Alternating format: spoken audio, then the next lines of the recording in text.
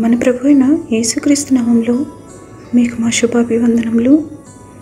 ఈరోజు దేవుని వాగ్దానము, ఎల్లప్పుడూ ప్రభువునందు ఆనందించుడి, మరలా చెప్పుదును ఆనందించుడి. మీ సహనమును సకల జనులకు తెలియబడనీయుడి. ప్రభువు సమీపముగా ఉన్నాడు.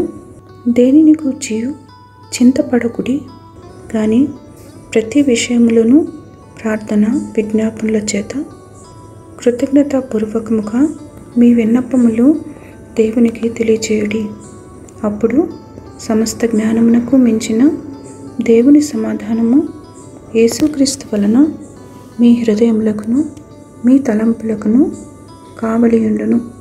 ఫిలిప్పీయులకు 4వ అధ్యాయము 4, 5, 6, 7 వచనాలు. Rejoice in the Lord always. Again I will say, rejoice. Let your gentleness be known to all men. The Lord is at hand. Be anxious for nothing, but in everything, by prayer and supplication, with thanksgiving, let your requests be made known to God. And the peace of God, which surpasses all understanding, will guard your hearts and minds through Christ Jesus. Philippians chapter 4 verses 4, 5, 6 and 7. ప్రార్థన.